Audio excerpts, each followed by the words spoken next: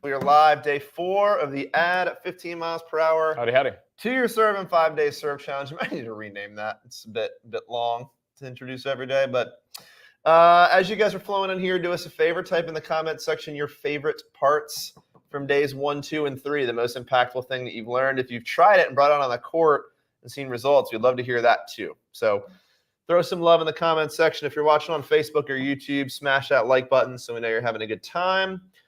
And we're going to give it a minute or two because technology is hard, and seeing the viewer count tick up here slowly as each second goes by.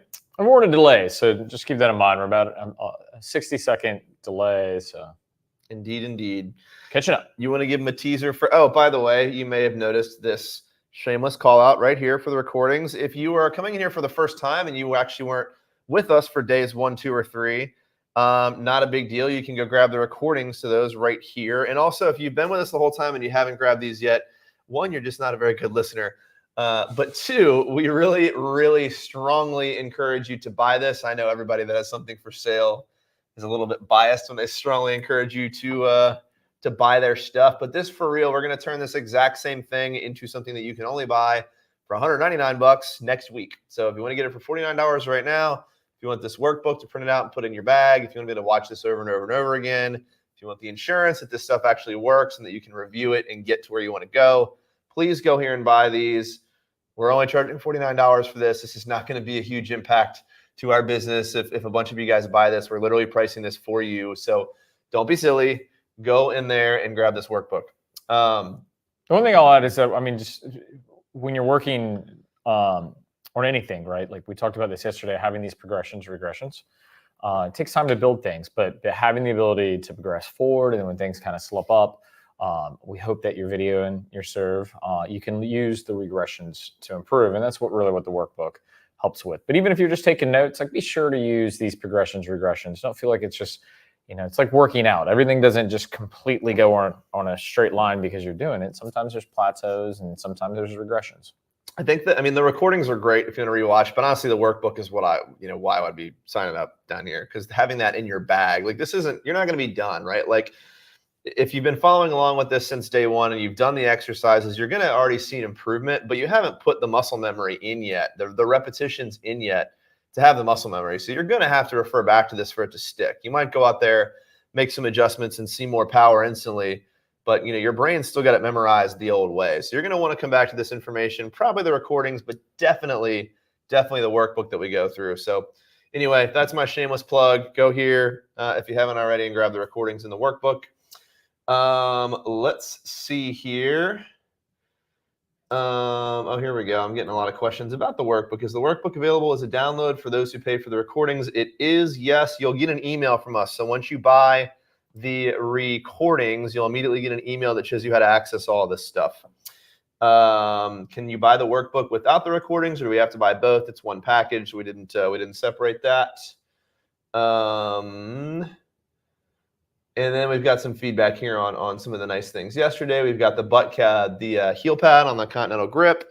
We've got someone saying, I tried some things yesterday and realized how much I was doing wrong. Not a big deal. That's what we're here for. Most of us are.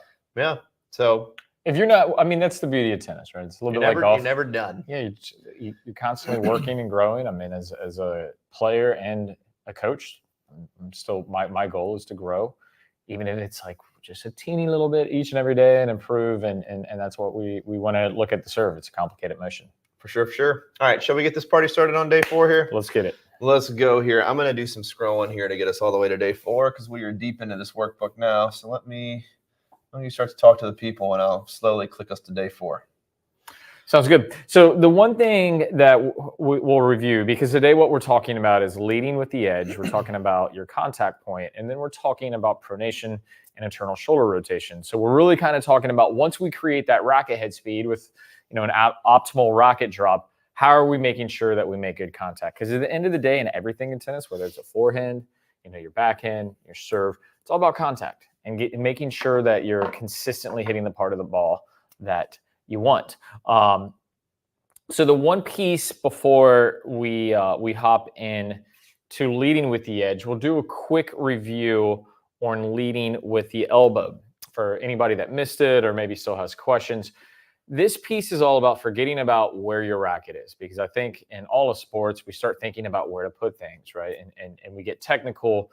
And the game of tennis, more so than probably any sport, is all about fluidity. We want to make sure things are staying loose and that they're working through space as far as putting things into a certain space. So leading with the elbow was all about tossing the ball and simply getting your elbow up to the ball. As you can see, if my elbow's up, the racket would therefore have to be down. Two ends of the lever can't occupy the same space. So once we're comfortable with leading with that elbow, we then start talking about how to lead with the edge. And we call this the Ken DeHart drill, because Ken DeHart, who's came up with the drill. Yeah, Spoiler alert. He's a fantastic pro, but we were working out at Tennis Congress, and I was working on a court next to him, and I saw him teaching some intermediates about how to slice the serve and lead with the edge of the racket. And immediately I was like, that's actually really brilliant. And we talked to him about incorporating it into our serve challenge. So leading with the edge, what it's referring to is, I'm going to enlarge this picture. What we want to focus on is what the racket is doing in this picture. Okay, so what you can see is that when the racket is down my back, the strings are not like this or this, right? The string face is closed. So from here, you should be able to see the racket manufacturer, right? And the edge, what we're referring to as the edge of the racket is this. This is the edge of the racket. You're leading with the blade. Ironically, I'm playing with the blade. There you are. Yeah, how about that? It was not intentional, just total convenience. Shameless plug, Wilson, go buy one. I'm kidding. I'm totally kidding. I'm totally joking. All right, but so let's jump into what the exercise is. Who is that hideous guy? Yeah, he's struggling. All right, so learning to lead with the edge. You'll see here one that I'm choked way up on the handle.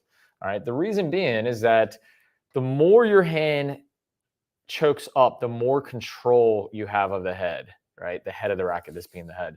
Now, that's awesome when you're learning something, but as Scott said yesterday, that's 100% not what you want to do when you're trying to create racket head speed, because this is going to create more tension than you want. So this is just a learning exercise. So we choke up in order to control the head of the racket. And now as we toss, we don't want to toss extremely high. I'll zoom out just a little bit. But as the elbow, you can see here, like my elbow is not truly leading all the way up with the ball at first, because what I'm trying to do is get the racket just working on the edge. All right, and I know the racket blurs out. But what you'll see here, I'll let the next one play in slow-mo, is I'm actually hitting the ball with the edge of the racket. All right, and as these progress, I start getting the elbow up a little higher because I'm getting the toss higher. Make sure when you go to practice this, you're in a friendly place where if you skull one of these over the fence, you're not going to upset the folks. And maybe you want to do this at home. You're like, I'm not going to hit a ball inside the house. That's okay. So what you're going to do simply to practice it is choke up on the racket, get the elbow up, and it's as if. But I finally came up with a good use for pickleball. You could just use the pickleball to practice this in your house. That's right. I was wondering if that sport was ever going to be beneficial at all. That's the way. You just made everyone mad that likes pickleball. But from here, with the elbow up, it's as if you're throwing a tomahawk, okay? And just get comfortable with the racket being down your back, right? And in the serve position and leading up with the edge. We actually do in our workshop, like when you're on court live with us, we'll hand you a bunch of kids' rackets that you can throw without risk of shattering rackets in half, and just let you tomahawk them towards the net post, towards that 1 o'clock target, just to get the feel of what it's like to actually lead with the edge of the racket. Mm-hmm. So to Nate's point, like actually envision you're taking this racket and then throwing it as a tomahawk, right? That's right. So now what Ken was teaching them was how to make contact. And this is immediately a slice serve, right? So for a beginner or intermediate, like I was like, they're immediately hitting slice serves, which is particularly annoying at all levels. But we obviously don't hit the ball with the edge. So what you learn to do from here, and this is the image that I really want you to see, because now we see the elbow up and we see the racket head down, because that's what we're talking about. The two ends of the lever can't be at the same, occupy the same space. But as the elbow goes up, the racket is down. And I know it's a little bit tough to see, but I'm going to highlight it. This is the racket edge. All right. And you can see that the strings are also pointing to either side. So what that means is that it's going to have to lead with the edge. So as the racket works all the way up, now it's making contact with the ball. And because the racket is working out this way, I know it seems counterintuitive. Where's the ball going to go? Right? It's going to slice towards the court. So this sort of illustrates, to me at least, if you have waiter's tray, you can't lead with the edge to the racket. You can't lead with the edge of the racket towards the ball, and it's going to be really hard for you to generate power, right? Like this sort of showcases yet again where if the racket drop doesn't happen, you can't get your racket on edge, which means you can't lead with the edge of your racket. It's like the knee bones connected to the right. You start to see all this connect together and realize like, oh man, like if I don't get day 3 right, I absolutely can't do day 4. Got to connect all the dots. So here with contact, you're starting to learn pronation, proper pronation as well. As long as the racket's leading with the edge, as your racket works up, in order to get the ball to go towards the deuce court here, you're going to open your hand up, and it's very, very nuanced, right? So as the edge is leading up, I'll get a little lower so you can see, as my hand is leading up from here, instead of hitting the ball with the edge, from here, I open up, all right? And as the hand opens up and I make contact with the string, it makes that 45-degree angle in order for the ball to travel towards the deuce court. So just let this play one more time to make sure that you can see it. I think visually actually seeing this in slow-mo for a lot of you is going to be eye-opening, because a lot of the times I'll teach a lesson and my students just don't buy into the concept that if my racket goes this way, the ball will go this way, right? Like this concept of brushing across the side of the ball to have it impart a direction change. I think for a lot of us is like, didn't really realize it worked that simply. Yep. So when you get out there and work on this, make sure that you hold the racket. You'll see at the end, freeze, like that tension that's created with the hand, you're squeezing with your bottom 2 fingers and your thumb. That's important that you stop with the racket working at that 45 degrees out towards like 1:30, maybe 2 o'clock on that swing path. All right, and that's going to take us to our next drill, which is back to the yeah, if you will, please.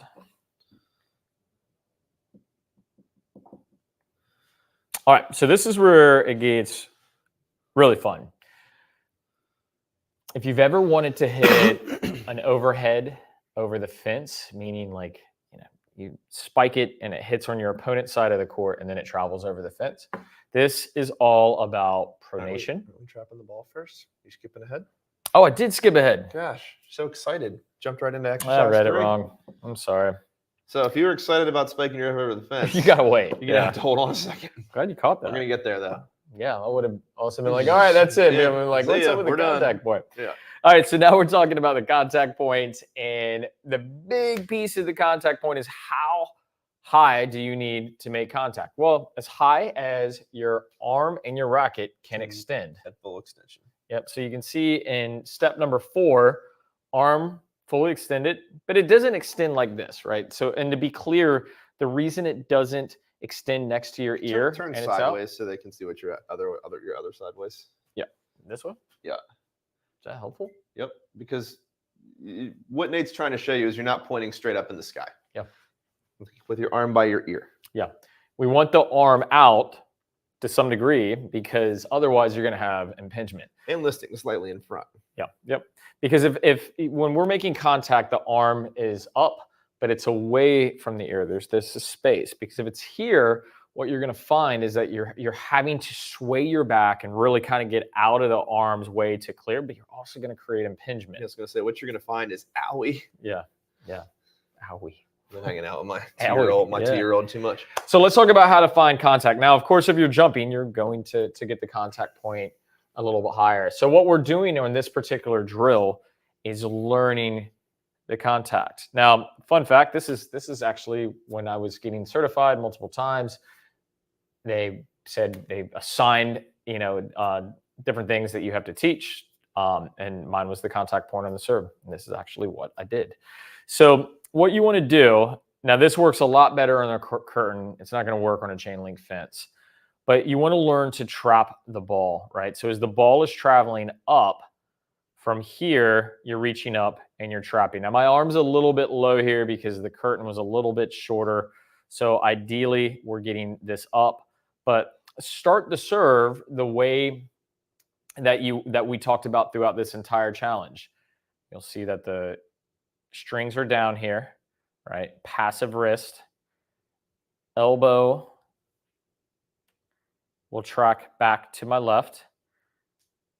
And as the toss goes up, leading with the elbow. So now look at the racket here. This is important. So this is what we just talked about. The racket edge. Yep.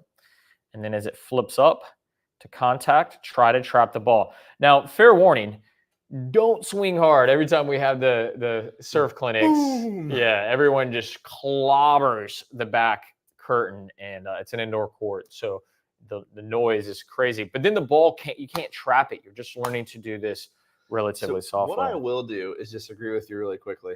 You're gonna love that, I'm sure. Yeah, please. So the concept here, at least for me, would be for you to understand a checkpoint, right? For you, like, it's very hard unless you have footage of yourself serving to know what your extension looks like. You can do this and then freeze as you've clamped the ball, and then just look, like, are you here? Are you fully extended? This will give you sort of like a self power up check here to see where your true extension is.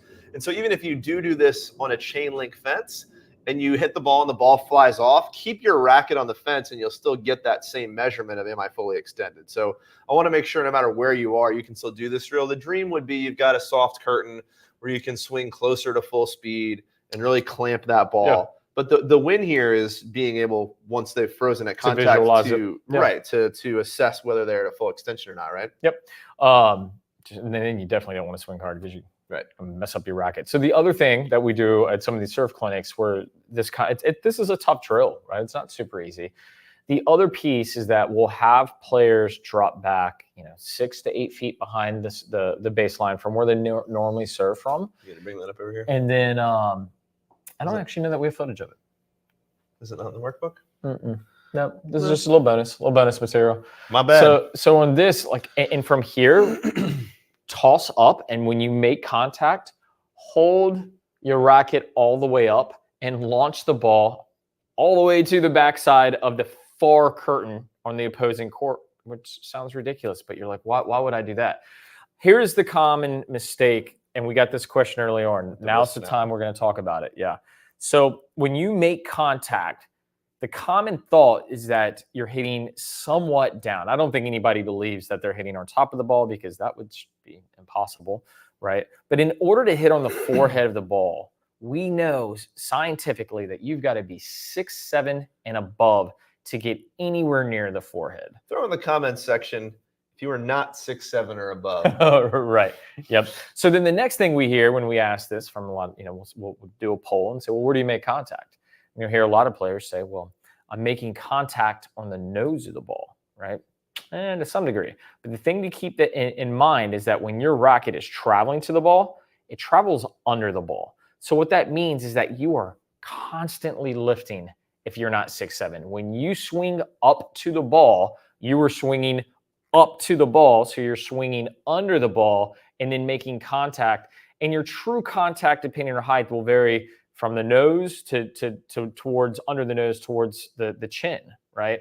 But that is, I think, a huge piece because so many players conceptualize this when they stand at the baseline and they look towards the service box with the net. They think I'm hitting down, or at the very least, I'm hitting through. But you're swinging up.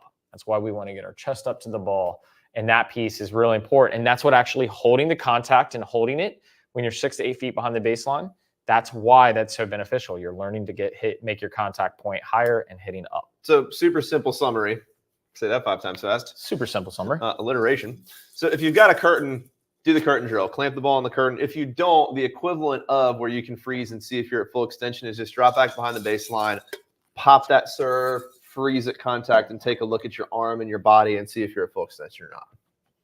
Game on? Indeed. Game on. So now, the fun part. that I teased If you're earlier. excited about spiking overheads over the fence. So now let's talk is your pronation. time. This is it's always a little controversial, and I will never speak poorly about any other coach. I will. Of course you will. But you can't actively teach pronation by telling someone to snap their wrist, right? Pronation is a byproduct of good contact. If I can make contact with my arm fully extended, naturally, as I'm going to pronate, my arm in pronation, my arm is going to work out away from me. It's not natural to supinate. So a lot of times when players swing across their body, it's because the toss happens to be too far over to like 130 or 2. And then I guess it could be the reverse as well, but they end up swinging across their body and the arm tries to supinate because of poor contact, because of a poor toss. That's why the toss is so important. It's why we talked about it, on day 1. You can see this visually really easily too. Like, does it make sense if I make contact right here to then go like this? Like, clearly, if that's an exaggeration, but clearly if I'm not fully extended, actually forcing my wrist to snap doesn't even really make sense. Yeah. Yep. So the concept of pronation, it starts with good contact, but then what we do want to talk about is like what actually happens when we go from here. And I do like the exercise of tossing up and actually aiming, if you're standing on the deuce court, actually aiming for the divider, the fence that's separating you in the next court, because that also helps learning to learn. You're just saying as you make contact with the ball, try and smack the ball onto the side fence. Yeah, like over here. Yeah. Yeah. But here we're actually working on what we call the thumbs down drill. So before you do it, you've got to feel it. And so what this does is I have the palm open. Zoom in for him, please. Yeah. I'm in my archer's pose because this is exactly how we want to initiate. And as I'm working through here, legs push down, elbow goes up. And as I reach out to contact, so there's my arm fully extended. Finish him. And then from here, I'm just going to go thumbs down. All right. And when I learn to go thumbs down, then I start learning how to naturally pronate. And here's the best part. When you go to hit balls, you don't necessarily have to think about getting the thumb down. If you just focus on the contact, what you're going to find is suddenly after your serve, as you come through, you're going to be like, look at that. My thumb's down. Happens. Yeah. So as I run through this exercise, I'll just let you watch what's happening with the hand here. Swing it up. Freeze it, thumbs down, and zoom in. View us nicely. Please. And then thumb down. All right, and there's the pronation. You're going to have to zoom in. I don't think they can see that. Neutral. No, they can see it. So neutral. So neutral is that full extension at contact, right? And then as he's following through, the thumb naturally should turn over. Yep. Unless you're swinging really slow. I mean, pronation truly is just the aftermath of a good contact point. Yeah. If you just swing to full extension with any sort of racket head speed, it's going to be very natural for that thumb to turn over. Yep. So the next piece that we're talking about is internal shoulder rotation. And internal shoulder rotation, some people like teaching it, some people don't.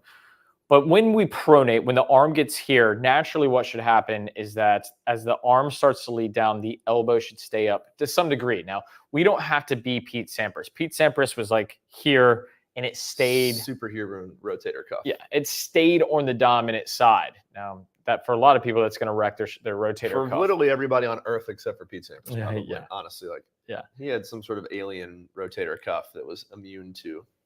So here's the drill, though, right? So to learn how to do internal shoulder rotation, you're not tossing the ball super high. You can see I barely let it get out of my hands. And from here, I'm just pronating. The thumb goes down and bouncing the ball down. Now, let me show you this from a different standpoint. So I prefaced before, I was like, if you ever wanted to hit an overhead where it bounced on your opponent's side and it went over the fence, this is how to do it. Now, here are the key checkpoints as I zoom in. Keep the elbow up, right? So I'm in the starting position. This position is so important, okay? Keep the racket face. Yeah, does this guys look down. Familiar? This is the position right before our right to left drill from day 2. Yep, always starting in this position. And as the ball goes up, you can see my elbow works up to the ball. There it is, elbow up to the ball. The racket then flips. And as I'm making contact, and I know for a serve, this would be low, not necessarily hitting a serve here. I'm right on top of the net. This would be like an easy overhead. But watch how my elbow stays up. So that's my shoulder line with my elbow. And then the racket, let me get a different color here. And the thumb. The racket and the thumb is down. And as I play this, you'll see that ball takes off. This is where we're just imparting a ton of power. So elbow up, smack, ball goes up. All right, watch one more time. So the important piece here is that you're just learning to go. See how my elbow is staying up. I'm not going and then traveling across. So what should happen on a serve, I'll play this last one real quick. So let me show you this in real time.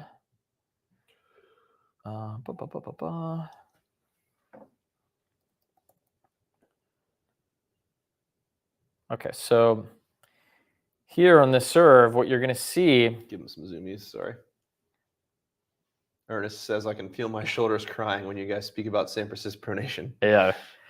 So here, as I make contact, you'll see here, that's too blurry. Let me find another one. I need to get a good technology. Hold, please. Oh, here, we'll just look at Curious, so we're not making you guys wait. All right, so this is crystal clear. So elbow up to the ball, and then look as he makes, this is what I'm talking about through the contact. So here's the contact point. Arm all the way up, right, but still away from his head, not impinged. There's the pronation. It starts early. And from here, when we see the pronation, this is where we start seeing the strings working away. And then as the racket comes down, we see that elbow staying up. All right, the arm is staying up, and then the racket drops. So it's not a full 90 degrees, but you can tell here it's segmented. So it's here, and then as it's working down, that elbow stays up. And then, because he doesn't want to tear out his rotator cuff, we'll see the racket work through to that non-dominant side. Do me a solid and rewind back to this is arm sort of entering right there. Perfect. So we talked so much about fluidity. Watch in slow motion here as his arm just sort of unfurls and then his wrist unfurls as a result of being at full extension. So you see how all of this is just one fluid motion. There's no hitches here. Once he enters that racket drop, he's activating with that back right foot, and everything is just sort of unfurling, right? Everything's bent at 90, and then all of a sudden the arm activates, the elbow activates, and then the wrist activates as an extension of reaching, your full extended contact point. So this is a great visual for just understanding how all these pieces are connected and how we've really transitioned from day 2 to day 3 to day 4 in terms of the checkpoints you got to hit to create that fluid, huge service motion. And we're not all going to serve like Curious. If I serve like Curious, I may not be here today, but yeah, it's true. Right. But these are things that we can aim for. And if we start getting these 5 pieces that start connecting, right, you're going to see an improvement at every level, right? At every level. For sure. Guys, do us a favor. Any questions that you have, now's the time. Throw them in here in the comments section. I believe that's it for our instruction today, but we can do a quick recap while people are typing their questions in here. Why don't we just recap today? But, questions are open to anything. Like, I'm sure some of you guys got out there and tried some of this stuff, and maybe you still have some questions on material from day 1, day 2, or day 3. So any questions are fair game. Throw them in the comments section. We'll go back here through the workbook really quick and just give you a recap of what we covered today in day 4.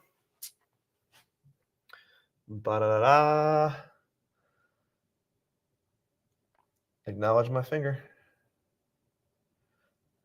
I don't understand. Oh, gosh. Oh, there we go. Yep. Okay. Well, we're going to wait for that to freak out. You should keep pushing buttons.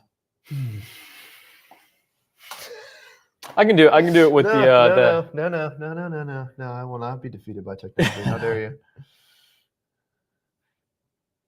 All right, it's recognizing I exist now. This is perfect. It just gives you guys more time to get your questions in the comments section. Dan says, Scott, for a tech owner You're not very good at tech. Dan feels made up. All right, day 4. So we started out with the Ken to Heart drill. And remember, the concept here is just getting you to reach up to the ball with the blade of your racket, right? Because that's how this starts. Again, we unfurl at full extension. So the concept here is just working with your racket and really practicing hitting the ball with the actual edge of your racket to understand how to approach that ball with the edge, right? Exercise numero 2 is what happens after the Ken to Heart drill when we actually make contact. We, of course, do want at full extension that wrist to start to work out and clamp the ball at full extension. So the exercise we worked on next was trapping the ball on a curtain, on a fence, something just so you have a visual to really see that you're getting full extension and to feel, tomahawking towards that ball, and then at the last second it opening and clamping. And then we wrapped up day 4 with the thumb down drill to understand after you make contact that what will naturally happen is that your wrist will turn over and your thumb will point down. This is the internal shoulder rotation Nate was talking about. This is the same way you're going to make sure you can bop those balls over the fence when you're hitting overheads. And this is where a lot of power comes from on the serve. Big time. Yep. If you're playing at a high level and you're like, man, I'm trying to squeeze out a little bit more, this is going to be a piece that you can really focus on. For sure. And then players struggling with pronation, just remember, like, don't force pronation. Trying to get your arm to unfurl, as Scott refers to it as, it's really, really difficult, right? So focus on the contact and just getting the palm out to the fence or the divider to your dominant side. Yeah, too many swing thoughts can be, a disaster in what you guys are trying to achieve here. So make sure you're thinking about just a couple checkpoints here and there. We don't want you having to think about 50 different things as you're serving here. A disappointing quantity of questions in the comments section, but we'll get started here. There's only 2 or 3 in here. So if you want to talk to us, now's your chance. Usually this is blown up. So I'll reference Yelena's comment here. I think this is in reference to Kyrgios' serve, where she said he was in the air during his point of contact, which seems very challenging to me. You're not alone. And honestly, if you're a rec player really below the 4-5 level, we wouldn't even necessarily recommend the jump. We talked a ton in earlier days in the challenge about the importance and the power that comes from your legs is really from pushing off the ground. It's not necessarily from jumping up in the air. So just make sure that the focus point is, if you're right-handed, your back foot, your right foot should be pushing to activate the rest of your body. Don't think of this as you've got a sky in the air to to hit big serves. That's not true. You can hit a serve over 100 miles per hour without your feet even really leaving the ground. You have anything you want to add there? No, I mean, what you said was spot on. If I find this video from the previous day, I'll pull that up. Just, it's loading, right? It's like what Scott said, but I wanted to show it to you. But we'll take another question while I'm looking for it. Cool. Yelena, hopefully that helps. This question says, review the 5 pieces, please. So we will do this tomorrow, I promise. We'll do a full recap. So tomorrow is really the last day of the serve challenge. Tomorrow, we're going to touch quickly on, some last few pieces. And then it's really more about putting it all together. So that's going to be when you're going to get the full review. So tune in tomorrow, same time, 12 Eastern time. And I promise we will do that. Let me jump back to Yelena. Was it Yelena? Yeah. I just want you to watch the feet. This is what we discussed the other day. You don't have to have like a huge jump, right? So I've worked with a lot of players that are going to have difficulties doing that. So this is working through the serve. And like I said the other day, you could slide a credit card maybe under that jump. Now, if you're lucky. I got questions privately where people are like, but how fast can you actually hit a serve? I'm not necessarily trying to completely go full speed here, but I think you get a pretty good idea at full speed without jumping, like how big you can still hit the ball. All right, it's still relatively easy to get quite a bit of power. Now, plus, yeah. Yeah. Now, is everybody going to get like 100 plus with loading alone? No, I mean there are differing body types and challenges and whatnot. Having quick twitch is a big part of it. And you know, if you played sports young, that's something that's going to really, really help. But we hate putting limits on players. And I think we see a lot, especially older men and women that are like, yeah, but you know, I think I'm helpless. I promise you it's not. The ceiling will be lower because we are realists and we're honest. But if you can be 6'9", you can still be 6'9", right? There's certainly things that would help if we could build our perfect magical body. But yeah, you know, there's certainly people that are 5'7" that serve well over 100 miles an hour. So we don't want to hear the excuse that you're short. There's certainly people with flexibility issues that can serve over 100 miles an hour. I'm on the list of those people, right? I have the worst shoulder flexibility of probably anybody you guys know. So there's always going to be some challenges. But again, if you're checking most of these boxes, if you're checking all of them, you're serving over 100 miles an hour. If you're checking that right to left and getting into that racket drop and then approaching the ball with the edge of your racket, you're usually hitting over 100 miles an hour comfortably. All right. Ernest asked, is there any tips for effective pronation to generate decent speed for those who can't jump at all? So ironically, I think we literally just covered. Yep. Sorry, you don't have to jump to pronate. Please don't confuse that. That is, I mean, I'll show you one more time in slow-mo. If you watch my racket, I am not jumping. That is not slow-mo. I'm going to do even slower. How about that? I'm going to go booyah. If you watch the racket right here, right, I'm not jumping in order to pronate. At contact, here's pronation. There's the internal. What I will supplement what you're saying with, if you'll go back to contact points, I think this is important to really realize. Look at the extension of it. You can see he's extended so much that the right side of his shirt is actually pulling up, right? So like, you're going to get all of your power from this extension that then creates pronation. It's got a little bit to do with your feet because you've got to activate that back foot to get all that in motion, but it's not, the two aren't directly correlative at all. Yeah. Right? I mean, you can pronate just standing right here without moving your legs at all. Yep. And if you're on your knees, I mean, you can, if you get the racket moving with significant racket speed, you can crack the ball. For sure. And I mean, from your knees, you're not getting this massive leg drop. But don't confuse that, because I don't want people to come back and be like, well, legs are the source of power. Yeah, 50% of it. But that other 50% can still get you a lot of power, right? Yeah. I can serve, I think, in the probably low 80s from my knees.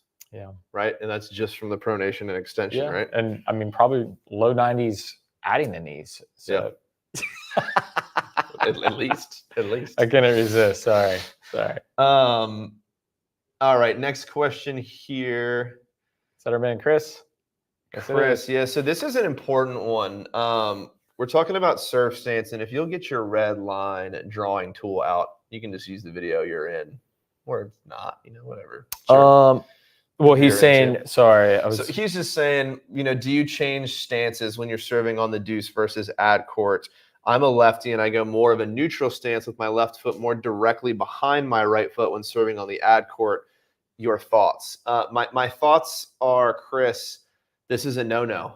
We've got to, when we look at our stance, create this separation no matter where you're standing, whether you're deuce or ad. Is there a way to make that bar go away? Let me get up in here.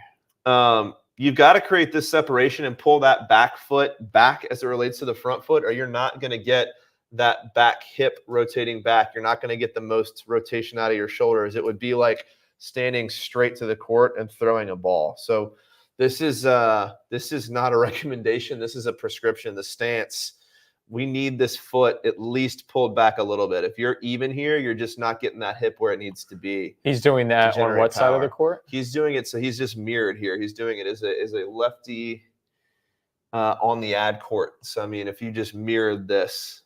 And he's just pulling that back foot even to here. That's a no-no. Can't have it dead even for sure.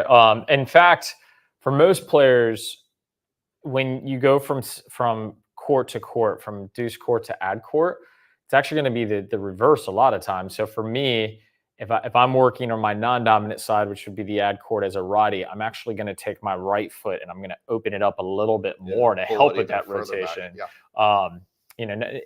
It's the foot placement is really kind of like opening.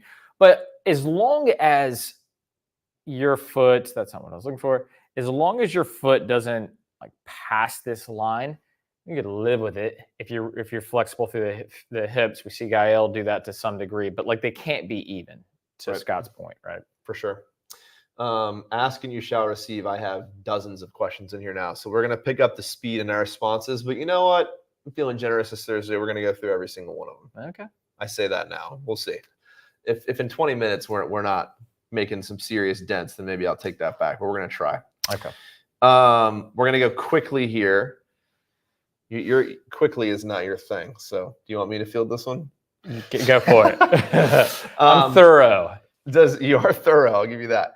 All right. So does pronation differ for flat versus slice versus kick? And is it different for lefties? So the first part of your question is pronation differ for flat versus slice versus kick? Absolutely, but not in the way you're probably thinking. So we call it a flat serve because your racket fully extends and reaches contact with the ball flush flat behind the ball. The only difference in that entire motion when you're swinging as a slice serve is you don't completely open all the way up. You don't unfurl all the way to flat. You continue to tomahawk a little bit more around the outside of the ball to impart slice. And then the concept is exactly the same with the kick. You're just imparting that same brush from underneath the ball. And if you were looking at a clock face as I'm serving this way, you'd be trying to hit from 7 to 1 o'clock up and out to generate that kick that not only jumps up, but then kicks out to the side. So that is your answer there. If I gave Nate that material, I'm sure he would have more to say, but I'm not gonna let you. I'm just gonna add one quick thing. No, you're not. You're pronating always on the flat and the kick. On the slice, there's two options. You can have continued pronation or discontinued pronation. We see both on tour. Sometimes players are slicing and they're keeping the palm kind of through. Yeah, but most players are having continued pronation to where they're hitting kind of down towards that 5 o'clock mark and then exiting towards 2 o'clock, and then therefore they still pronate. Yep. And then to answer the second part of your question, so we do a bad job as right-handed tennis coaches remembering our lefties, but all the instruction is exactly the same, right? So, are you facing the other direction? Yes. Are you holding the racket with your left hand? Yes. But everything is exactly the same. So, what you're looking at here, if you just mirrored it, it's exactly the same. So don't think there's anything different for you lefties other than just the fact that you're looking at a mirror as you're doing it. SH, I'm going to do this one quickly as well. What exercise helps strengthen my rotator cuff to prevent injury? There's a lot of them. I referenced a couple of them on day 2, so make sure you watch those recordings too. But anything, the band work is where I spend all my time with PT. What do you call those bands? I mean, honestly, I would just Google Google shoulder, Google rotator cuff band work, and you'll find what you need. But it's basically you're anchoring a band either to like a hook in a wall or to a weight bench, and then you're pulling back. You're creating resistance training here. You're creating resistance training here, and then same thing where you clamp. Let me hide this so you can see me. Clamping your elbow against your body, pulling the band in, same thing, pulling the band out. So just getting in different positions and creating resistance to build all those small muscles around the rotator cuff is what we recommend. I'm also not a doctor, so I would Google it from somebody smarter than I am, but if that's what's worked for me. Yep.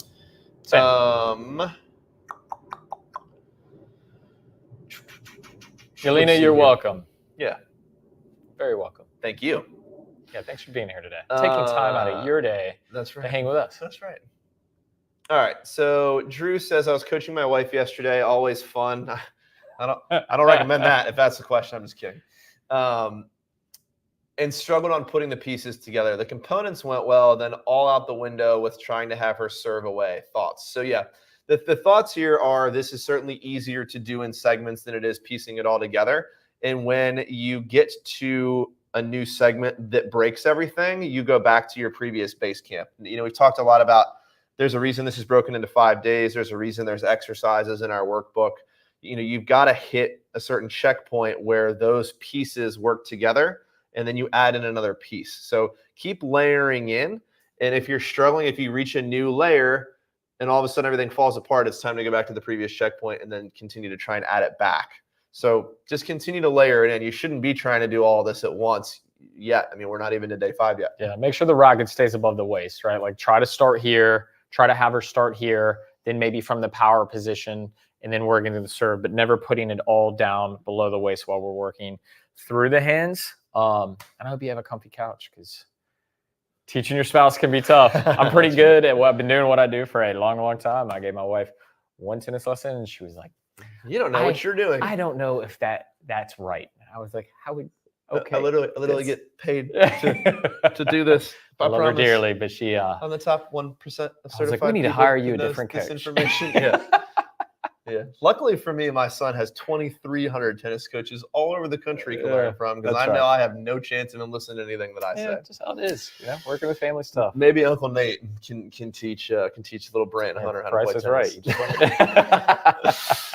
All right, here we go. Let's see here. I had some decent form, but lately lost the toss. I tried a few drills, and the biggest change was my toss and holding the racket with the 3 fingers drill. I was struggling with the direction, though, how to fix that. So the toss is like the thing, I think. I mean, from our workshops, this is the thing that I'm really good at fixing quickly.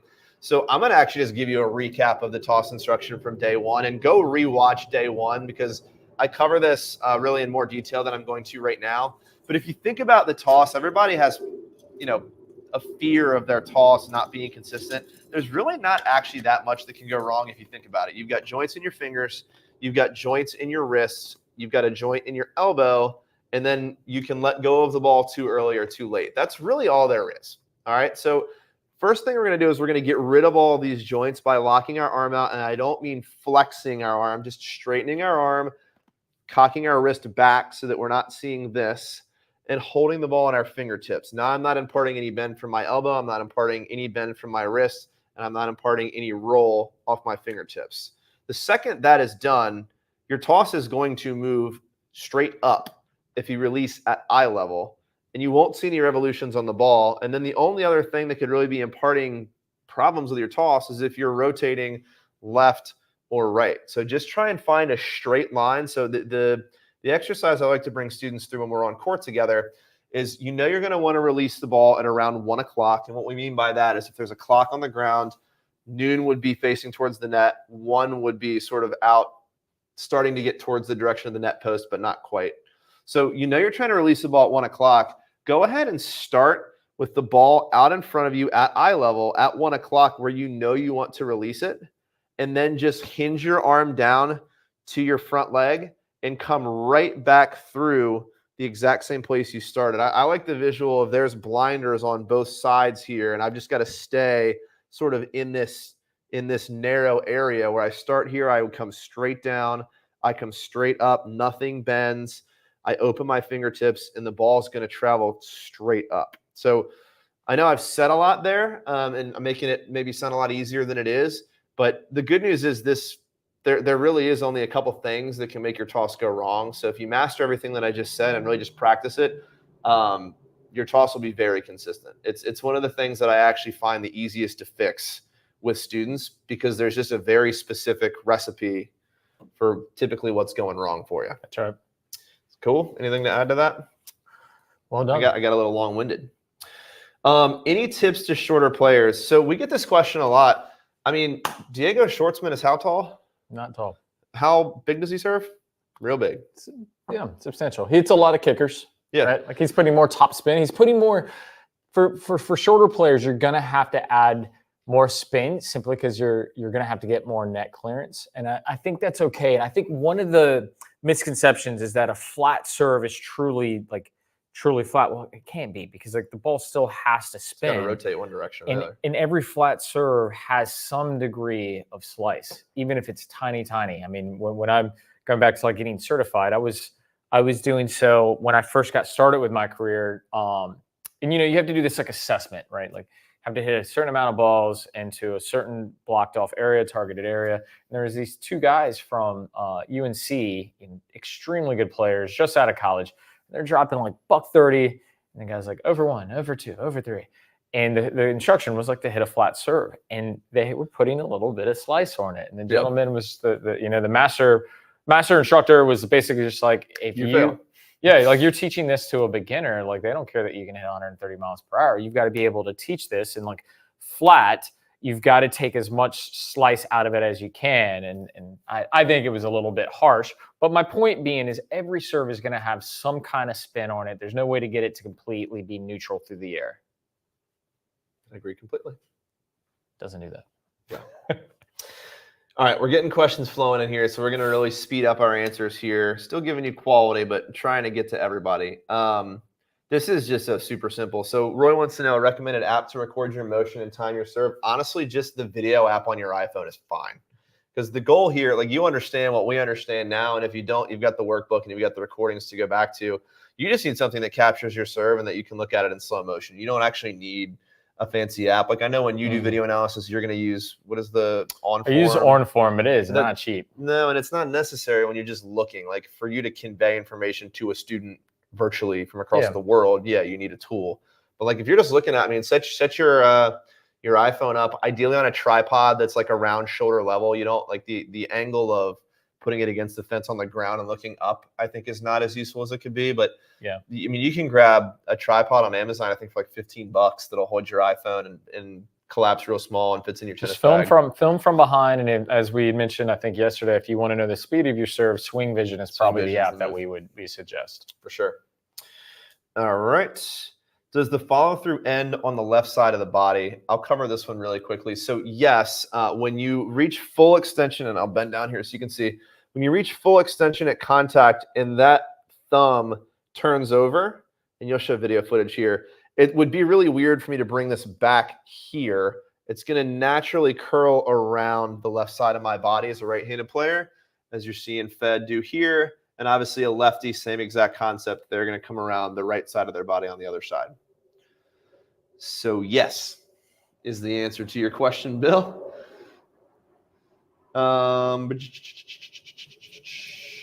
Barry, I think we just answered the same question you had there as well. Yelena says, any suggestion on how to make sure? Sorry, guys, the Jets here are quite bad today. I don't know if you're picking that up on our mics or not, but practicing patterns. Some airplanes just circling our office building right now for some reason. Any suggestion on how to make sure you hit the ball on its highest point and not when it starts to descend? This is all about just putting the reps in on that clamp the ball on the curtain drill that we talked about, right? So this is just reps, the exercise really that we go through here. I think it was exercise 2. Yeah. Start with the eyes up. You know, make sure that you're looking at the ball so that you're tuned in. Don't worry about what your hands are all doing. I mean, like that, it's working through these exercises and then trying to put it together, but start with the eyes up. And if the ball drops just a little bit, that's not the end of the world. I mean, if you look at every professional serve, most of the time the ball is dropping to some degree, just not a great deal. The more it drops, the harder it is to time. So try to aim for the apex. Then if it drops half an inch or whatever, not the end of the world. All right. Jermaine says, where can I get the serve recordings? I'll throw that link up here again. What's up, buddy? Hope you're well. This is the workbook as well. I'll leave that there for a second because I know that URL is not super easy to remember. All right. We've got like 4 or 5 more in here. So Diane, I'm not going to put this up on the screen because I want people to have time to get this down a few more minutes here. But it looks like, so Diane says, it looks like you're hitting the left ear of the ball, which creates spin. How are you hitting the forehead of the ball? You mentioned that you were talking about the forehead of the ball. I think you were actually mentioning about hitting the forehead of the ball as we were talking about spiking the ball down in the shoulder rotation drill. So maybe just clear up that that's not. Yeah, I mean, what we were saying before is when you're never hitting the forehead of the ball unless you're 6'7" and above. Right. Right. You should be aiming for the chin, and then you're making contact somewhere between the chin and the nose of the ball. So nose, chin, but you're never hitting on top.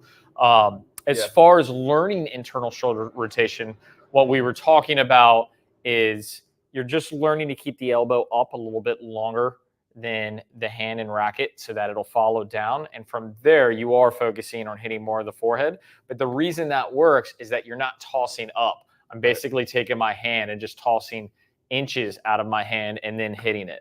Yeah, so Diane, the forehead example is just in the drill of practicing that internal shoulder rotation. You'd never do that on your actual serve. Please aim for the chin. You always swing up on your serve. Doesn't matter what kind of serve you're hitting, you always swing up. All right. Hopefully everybody's had a chance to get this link here. And for you guys, like if you're having, instead of trying to write that out, if you're watching on your phone, screenshot it, and then you can copy. Look at you with some text suggestions. You can copy the photo, go into your photos, and you can copy the URL and immediately pull up the website. I promise the next time we run a challenge, it'll just be PlayYourCourt.com / something simpler than that. All right. Jess wants to know, and we're getting close to the end of the question list here. So Jess would like to know, how open is your left shoulder at contact point? It's difficult to see from the video. So you want to bring the video back up and then draw on it to sort of visually show her. I'm assuming, Jess, you're talking about my particular serve? Yeah, I don't think it matters who you show. It's Okay. the same instruction. I'll just pull up. So this is pinpoint left shoulder because it's from behind. Zoom away in. Sorry. What is going on? I don't know if you guys can hear this, but I think Maverick is getting ready to dive bomb us. So instead of thinking about how open, think about what plane it's operating on. Pun intended. So this is how shoulder over shoulder works, right? So if you look at my right shoulder and then my left shoulder, my non-dominant shoulder, my left shoulder is obviously higher, but it's operating on the same plane, meaning, get the right color up here. I think she really wants to understand, like, when you make contact with that ball, are you still, like, are you wide open to the court with your left shoulder? Like, does that left shoulder fly open? Yep, I'm getting there. I'm so impatient. So now as I make contact, what you're going to see is that the shoulders stay on the same plane. They just reverse. So now my hitting shoulder is higher than... Kind of like a seesaw effect, right? You were one way and now you're flipping the other way. Yep. So I think, like, if we're trying to think about contact, like, am I all the way, is my chest all the way forward? It can't be, right? Because of the plane of where the shoulders operate. So I'm more at a 45-degree angle. You can see here, my chest is more here as opposed to being dead ahead to where it's facing. Like, if you were standing over here, you could still see whatever print was on my shirt. And then as my chest comes around, so there, I'm moving up to, there's contact, there's 45. And then from contact, now my body starts uncoiling towards the court. And it's not until I land that I'm completely square with the court. So there you can see my foot on the ground. And now I'm more square with the court. So about 45 degrees is where you're going to be. But as long as shoulder over shoulder is happening naturally, that's going to happen no matter what. Cool. Moving right along here. Christopher had some kind words and then a question. Went out to practice serving yesterday. Just want to say that my speed is definitely better. Even the second serve is better. That's great to hear. That's why we're here. What part of these last 4 days, in your opinion, is the most important for consistency for first serves in? This is tough. I'm going to give you my two if I could only impart two on you for consistency. We're not talking about power right now, mind you. Consistency would be toss for me, and then contact point, because if you're at full extension, your margin for error over the net becomes higher, right? Like if I see a student making contact right here, then that ball is going to clear the net with a lot less clearance, and you're more likely to miss in the net. So for me, it's full extension to make sure you're getting space over the net. And it's a consistent toss because everything falls apart if the toss isn't consistent. I agree. I know that's rare. The only thing I would add is staying loose, right? Like keeping everything super loose.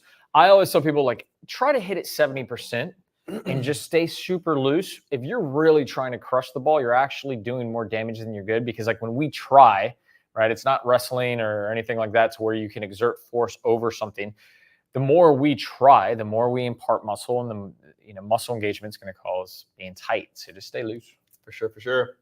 All right, last question of the day here from Derek Driver. What's a realistic time frame for muscle memory changes if one practices daily this new information? So great question. It's a great question. It's a really hard one to answer because it really does depend on the person quite a bit. But I think there's probably a baseline. It's not instant for really anybody, is it?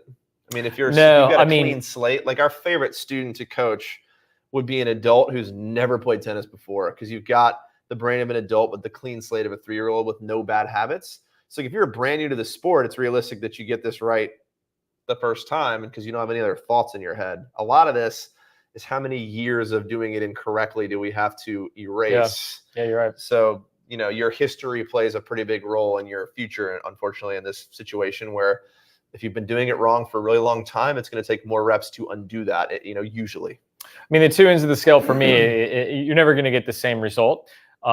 Meaning, like, it's not, there's no baseline for it. But like I worked with a former pitcher, professional baseball player that was a pitcher. In like 2 weeks, the guy had never played tennis, and in 2 weeks, he was hitting 100 miles per hour. Right. That is a professional athlete that decided to try something new. Then I've worked with a player that was about a 3.0 that had been playing for 30 years, had one of the worst hitches I've ever seen. And it took somewhere between 3 and 4 months. What was their name? I'm just kidding. Yeah. It took about 3 to 4 months to really kind of break it down. But for a lot of us, we're not going to necessarily get all 5 pieces, in a month, sometimes even a year. But if you can get 3 or you can get 4, you can start doing part of them right, you're just going to see these massive improvements. I mean, there's still things on my serve as I've struggled through injury. I don't play as much to where I'm like, that could be better. But yeah, I mean, that's okay. There's nothing wrong with that. I'll provide you a guarantee. If you check all the boxes for the drills, like if you can do every single one of these drills correctly, and then tomorrow when we talk about bringing it all together, you serve over 100 miles an hour. Because if you're doing all this correctly, doesn't really matter how tall you are, doesn't really matter your flexibility issues. Like all of these things add up to over 100 miles per hour for sure. But you don't necessarily have to check every single box to get there. Like I've definitely seen some fugly looking serves that are over 100 miles an hour, right? Like some funky looking action. You can get there with some of the pieces. The racket drop's a big one, the whip, the fluidity of your motion. Like ideally you check every one of these boxes, but you can get there. Just keep working or have fun. Enjoy the process. There's recent footage of Ivan Izovich working on Djokovic's serve, and he's like basically telling him to do different things than Djokovic does.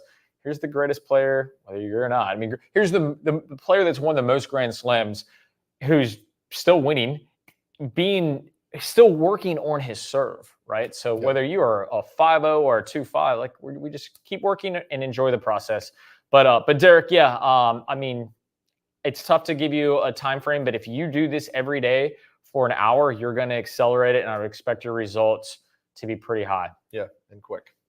Quick. Very cool, guys. Well, listen, we appreciate you tuning in to day 4 here. You know what? There was 2 other questions that came in. I'm going to throw up the recordings link one more time on the screen because I just can't help it. You guys take a peek at that, and I'll answer. Dick wants to know, what is the average speed of a 4.0 player versus a 4.5? It really depends, man. I've seen 4.0 players that serve 120 miles an hour, and I've seen 4.5 players that serve 85 miles an hour. So it kind of just depends on the player and how good their technique is. You can get to a 4.5 level without a huge serve. So I don't really know how to answer that question. The answer is it varies a ton. And then Robert, and this will be the last question that we answer here. Robert says, I tend to hit first serve 6 to 12 inches long consistently. Any thoughts? So without seeing your motion, it's a little hard for us to correct, but I can tell you that your contact point is probably a little too open if you're always missing deep. Is that a fair assessment? Yeah. I mean, maybe the toss is behind you and you're opening up. I think one of the things we see a lot of times too when we're serving long is that the racket has a tendency to get across the body.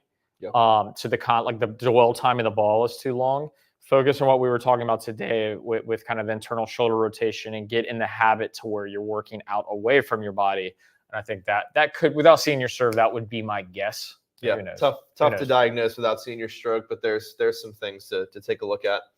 Guys, that's it for day 4. We really appreciate you tuning in. Tomorrow, the grand finale. Make sure you pop back in here tomorrow, 12 o'clock Eastern time. If you can't, recordings right here. And we will see you guys tomorrow for day 5 to wrap this bad boy up. That we will. Tune in. Thank you guys We hope to see you. Talk to you soon. Take care.